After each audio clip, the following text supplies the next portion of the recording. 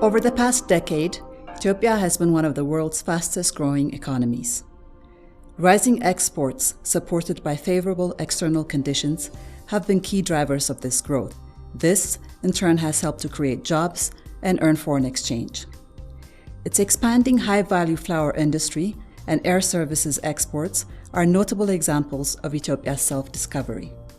A recent drop in export, however, has exposed underlying weaknesses.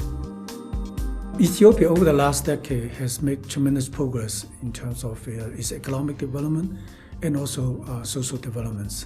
This can be seen from visible change in urban settings, in physical infrastructure like roads, energy access, water access, but also in a number of social indicators such as access to education, access to health, reduction in child mortality, etc.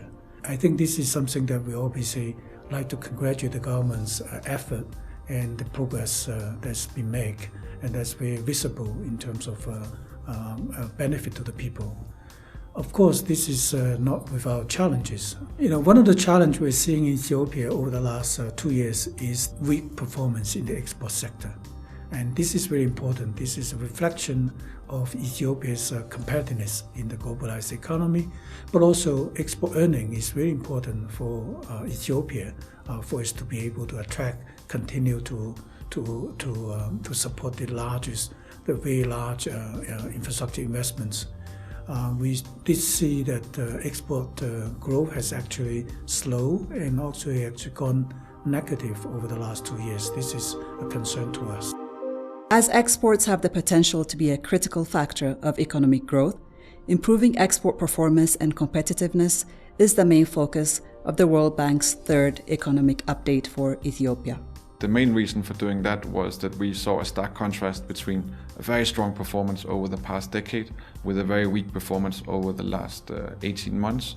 And we noticed that Ethiopia has a lot of sensitivity to price developments. So that opens a whole discussion about how Ethiopia can improve its export competitiveness agenda. Exports are very important to earn foreign exchange, to support imports of inputs and of capital equipment, and it's very important for growth.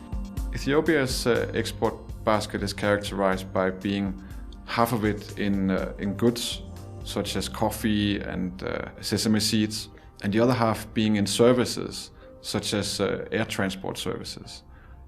And one good example is that Ethiopian Airlines is actually the biggest contributor on the export side for the Ethiopian economy. It's actually 3 times bigger than coffee. But export of goods are quite low, so Ethiopia has actually got the lowest export as a share of GDP among populous developing countries at only 7% of GDP, whereas given this level of development, it should really be at 17% of GDP. According to the report, the government of Ethiopia can overcome these challenges and improve its export performance by adding more value to existing exports through branding and quality improvements, facilitating access to reliable power supply, credit, and foreign exchange, easing bottlenecks in trade logistics to ensure the timely and cost-effective shipping of containers, establishing industrial zones that follow international best practices, revising complex business rules that impede firm entry, especially high startup capital requirements and pre-registration bank deposits, improving its regulatory quality and implementing a pro-competition legal framework to promote private sector development, and ensuring a competitive real exchange rate. So for Ethiopia to achieve middle income status by 2025, it's important to maintain high economic growth, but also that the economy undergoes a process of structural transformation. That basically means moving labor and output away from low productivity activities towards higher productivity. I think Ethiopia would need to also improve its competitiveness.